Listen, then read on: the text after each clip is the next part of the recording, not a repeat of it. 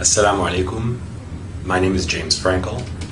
I'm going to be speaking to you a little bit about my experiences coming to Islam. I'm speaking to you now from Honolulu, Hawaii, and it is September 2011. I'm sorry, 2010. Getting ahead of us. I am a professor of comparative religion, and I teach classes in Islam also at the University of Hawaii at Manoa. And I've lived in Hawaii now for just over 2 years, and just entering my 3rd year. And some brothers asked me if I could speak about my experiences, so hopefully, inshallah, I can do this today, and if this is helpful to anybody, may Allah give us all hidayah. As I said, I came to Hawaii 2 years ago. Before that, I lived in New York City. I was born and raised in New York City, born in 1969, and grew up in Manhattan and part of the time in Brooklyn, another few years of my life. For the most part, had a very happy family life. My parents raised me not with any particular religion, but I think with basic set of moral values. Actually, by heritage, my background is Jewish, but I grew up in a very secular household, and there wasn't a lot of religious practice. The only connection I really had to any kind of traditional religion was from my father's side, my grandmother, my father's mother, who was a practicing Jew. And, it's from her that I learned a few things, Bible stories, stories of the prophets. And for a brief period, my parents actually attempted to send me to a Hebrew school to learn more, but I was not very comfortable there, and actually got kicked out for asking too many questions. So this is probably my character, and it has brought me, I should say, to where I am today. As a professor and as a Muslim, I continue to ask a lot of questions. So I grew up in this way, without any real religious foundation, and this continued through my life into my late teens, and I was actually at the age of 13. I had 2 experiences that are worth mentioning. One, I read the Communist Manifesto of Karl Marx and decided that I was a communist at age 13. I thought the values were sound, and I thought the philosophy was potentially beneficial to people. Also at that time, I suppose this might be one of the earliest exposures to Islam that I can remember. My best friend at that time was from Pakistan. I went to an international school, so I had friends from all over the world. I had a Pakistani friend who gave me a copy of the Quran and thought that it would be, he wanted me to read it. He said, "I don't want you to go to hell." And of course, at that time in my life, thoughts of hell or heaven were not really in my consciousness. And I think I took the book and put it on my shelf, and there it stayed for many years without being opened. A couple of years later, I think I became quite disillusioned as I learned more about the way that communism was actually practiced in many countries in the world. And so I gave up that philosophy as well. And it really wasn't until I entered university that I began to ask the questions that would lead me directly onto this path. I think as a child I was always thoughtful and always wondered about the meaning of life, and those basic questions of why we're here and where we're going, why we suffer. All of those things were always present in my mind, even as a child. But as I got older, and when I went to university, I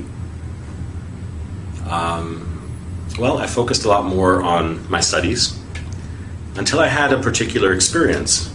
You remember the grandmother that I mentioned before? When I was in university, I was living in Washington, D.C., and I got a phone call from my cousin who was going to school in Maryland. And it was a surprise visit from my grandparents and my aunt and another cousin, and they took me out for dinner. And I spent the evening basically just talking to my grandmother. I told her about my plans to start studying Chinese, which I was doing at the time. I told her about my plans to move back to New York, to transfer to Columbia University. And it was almost as if I saw her and she was giving me her blessing on all of these various decisions that I was making in my life as a young adult. At the end of the evening, I was walking her to her car, and in the parking lot of this restaurant, she turned her ankle and she tripped. And I asked her, "Grandma, are you okay?" And she said, "Don't worry about me. Just worry about yourself." Okay, I thought.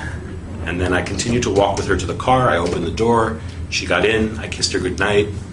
And I said, "Well, I guess the next time I'll see you will be for Thanksgiving when I come back to New York." And she said to me, "God willing." And okay, I didn't think much of it at the time. I closed the door and off they drove. My cousin took me back to my dormitory, and I went to bed. And early the next morning, I got a phone call, and it was my cousin. And I asked him why he was calling so early. And he said, there was no other way to say it. He said, "Grandma died." I said, "Really?" I thought he was joking, maybe.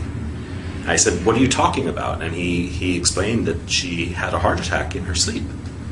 And of course, her final words to me, were echoing in my ears. I said, "I'll see you soon." And she said, "God willing." And I said, "Are you okay?" And she said, "Take care of yourself." So to this day, it was an unexpected visit, and of course an unexpected departure for her. And to this day, I can only wonder, about the meaning of that encounter with my grandmother, who, of course, as I said, was my only link to traditional religion. I went back to New York for the funeral, and it was a traditional Jewish funeral. And the rabbi who was giving the eulogy spoke about my grandmother and said, "Sarah was a rare treasure," he said. "She was like a jewel, and now God has taken this treasure back to him." I said, "Okay." That's what rabbis would say. When the rabbi came to my grandfather's house to pay his respects, I wanted to ask him some questions. I wanted to ask him questions about certain practices that are practiced in a Jewish home at the time of someone's death. And he told me, "Don't worry about those things." He said, "That's just tradition." I said, "Okay, then how about this? In your sermon, you said that my grandmother, I don't know how well you knew her, but you said that she was taken by God. So where is she? And for that matter, where will I go? Where will you go? Where do any of us go? And why are we here?" And all of those questions that well up in the human heart. And the rabbi, I remember very clearly, he looked at his watch and he said, "I have to go." And I don't think that he realized how angry that made me. I also don't think that he realized at that time that he set me on a course that would lead me to where I am today.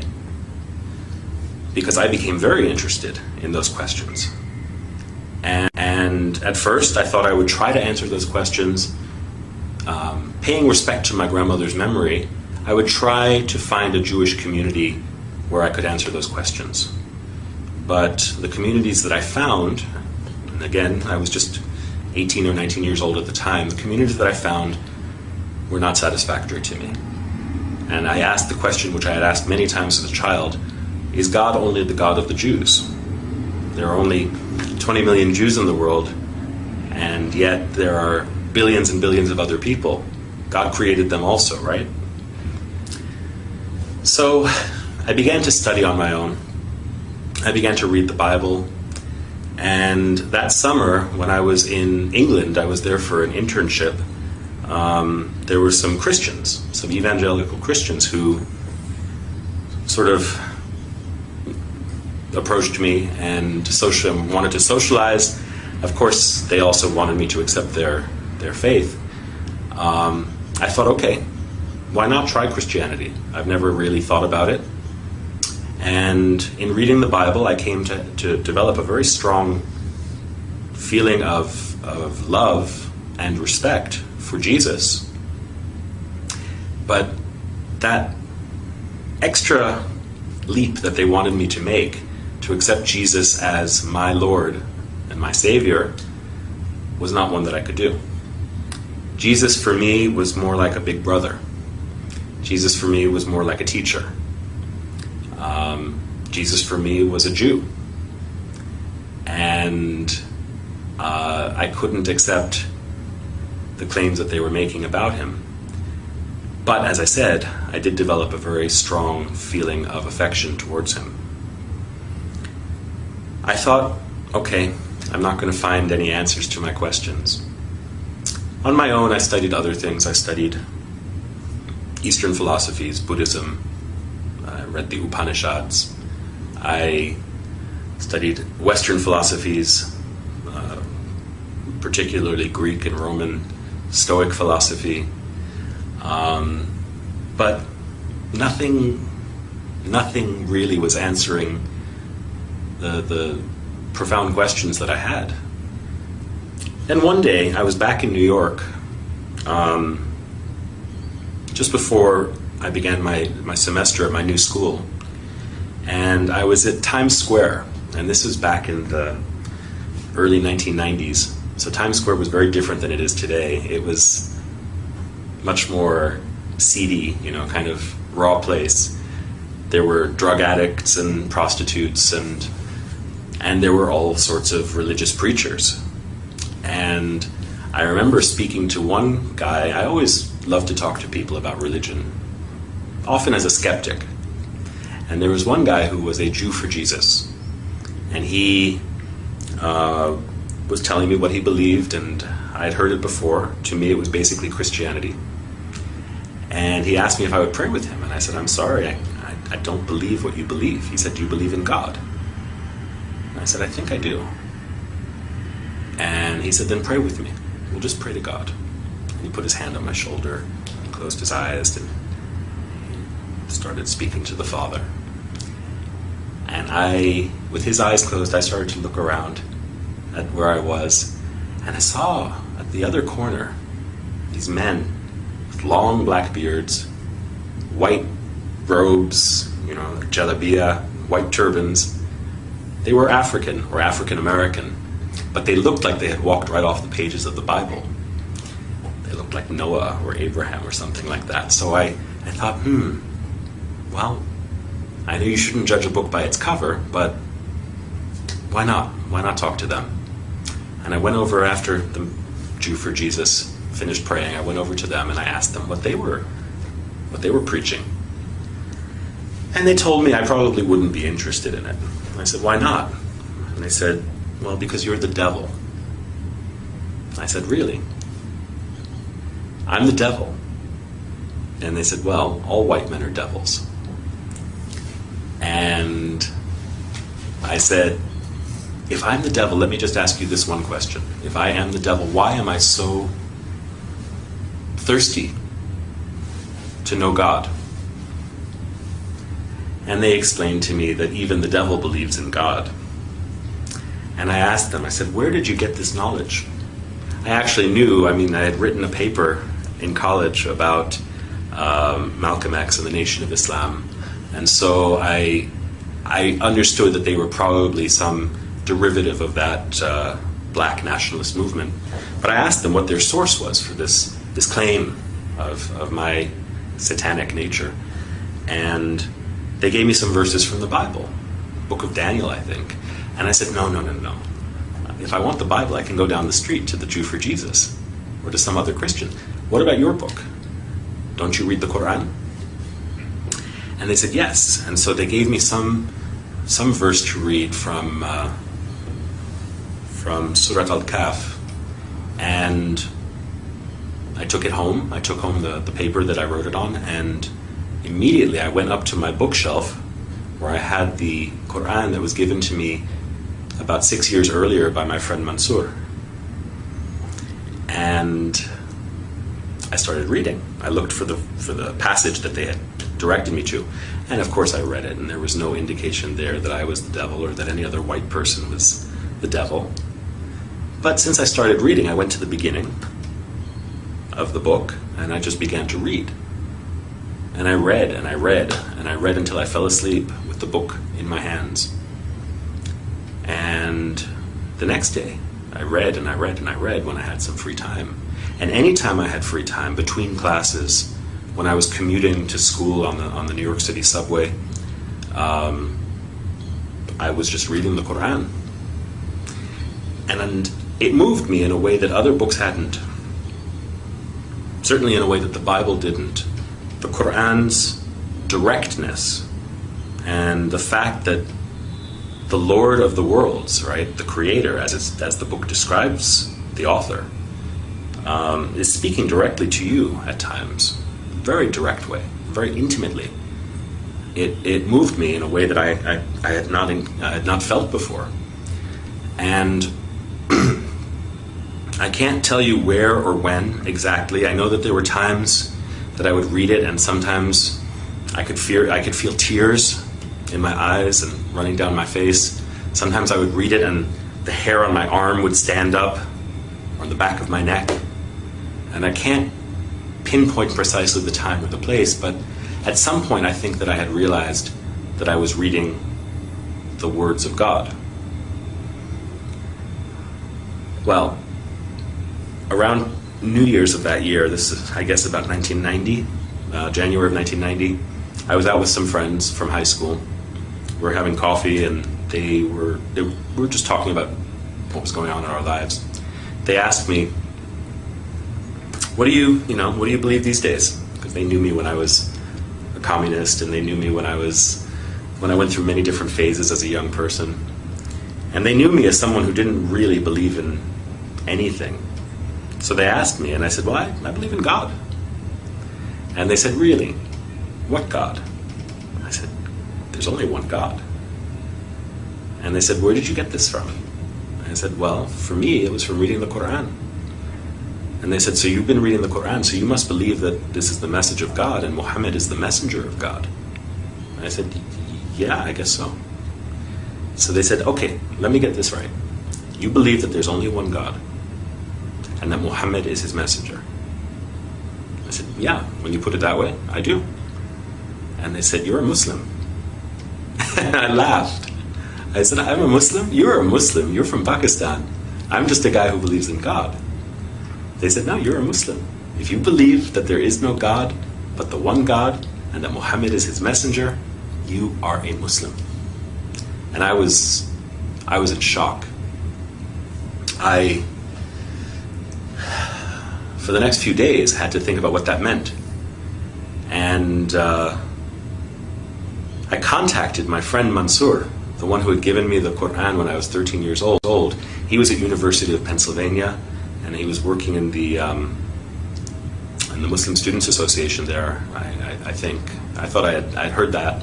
And so I asked him if he could send me some literature that might, give an introduction to Islam, and also, the life and the requirements, I guess, of a Muslim.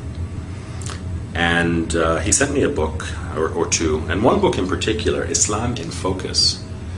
I can't remember the author's name right now, but this book provided a very good introduction, not only to basic beliefs, but also to the 5 pillars of Islam. And I learned how to make salat. I learned how to pronounce the shahada. I learned how to make my wudu. All of these things from that book. And I started praying. I guess you could say I was a closet Muslim. because I was living in my parents' home at that time, and I would close the door and I would say my prayers. And even the first time that I ever fasted in the month of Ramadan, I did it completely on my own. I had no community. I just found out what time the sun would rise and what time the sun would set, and ate at the times that were permitted. And so for the first 6 or 8 months of my life as a new Muslim, I did this completely alone. And my guide was the Quran and the book of this scholar. And that's the story of how I embraced Islam, actually. At a certain point, I had to tell my family. And so this was sort of coming out of the closet. And one night at dinner, I was sitting with my family, and I told them, I said, I've been reading the Quran. They said, yeah, we know. We've seen you carrying it everywhere. And I said, I really believe it. And I said, what I've learned is that besides believing, there are certain practical implications of that belief, which I have chosen to follow also. So I guess that makes me a Muslim. My mother's reaction was very strong. She cried. And I think she asked herself, and probably looked at my father and thought, where did we go wrong? How did this happen? I think my father's approach was much more relaxed. He probably thought to himself, well, my son was a communist when he was 13. He was, a skinhead when he was 16. He went through so many different phases, maybe this is just another phase. And I suppose both my mother and my father were onto something. I mean, this was a phase, but it wasn't just a passing phase, or so I thought, or hoped. And my mother must have realized that I was serious. But of course her reaction was one of fear and regret, which I suppose are understandable when one is ignorant and only has distorted perceptions based on misinformation or limited information. So there were great challenges in those first years trying to communicate with my parents. I have to say, alhamdulillah, they are very understanding, and they've been very patient, and we've come to a better understanding.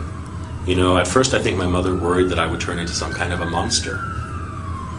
But I tried to reassure her that,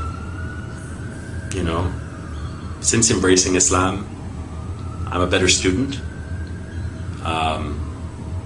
I think I'm a better son, And, it wasn't as though I was a bad person before Islam. Maybe for some people, setting foot on this path is necessary for them to be able to reform themselves. In my case, I thanked my parents, actually, for giving me the values that I was able to recognize when I came to Islam. And as I said, I wasn't a bad person, inshallah. Islam has made me, makes me, and will make me a better person. So, everybody's path is different, how they get there, and even once they embrace Islam, everybody has a different way of understanding this path. For me, it has a lot to do with learning and knowledge. I think that the basic purpose of life, the basic purpose of Islam, is to gain knowledge. Knowledge of ourselves, knowledge of our world, of our universe, and knowledge of our intimate relationship with Allah. So this has propelled me into my career. I don't know that I would be a professor today if I hadn't become a Muslim. I'm not saying that everybody should be a professor, but for me it's been a long journey of learning and now teaching. Along the way I've gained a great respect and appreciation for other religions also, which I don't think I would have had I not had this grounding in Islam.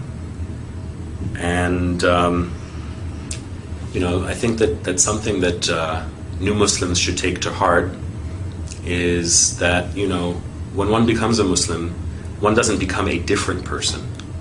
Rasulullah sallallahu alaihi wasallam said that people bring to Islam what they had before. So even among his companions, there were people who had special talents or challenges, and these are ones that they would have to continue to work with or to work on after entering the path. So similarly, I think I can say that's true for me.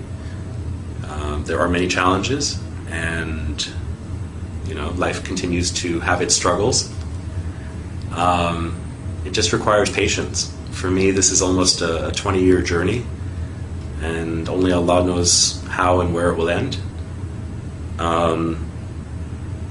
So my advice to new Muslims, or even to people who have been Muslim for a long time, is just to bear with patience and see what Allah will surprise you with. Not with fear, but with love and with hope. If there are non-Muslims who are hearing me today, I think you owe it to yourself to know as much as you can about the things in the world around you. Islam is certainly present in the world. It's almost unavoidable in the news and in the world around us. And if you don't know any Muslims, probably will at some point. I think it behooves all of us to know each other. So, if you're curious, there are lots of resources out there. If you're in Hawaii, give me a call. I'm at the University of Hawaii at Manoa in the religion department, so if I can be of any help, let me know. And even to those people who are from Muslim families or who are, we can always increase in knowledge and in compassion and in love for each other. So it's that's my wish for all of you, and thank you for listening. With that, I say Assalamualaikum wa rahmatullahi wa barakaatuh.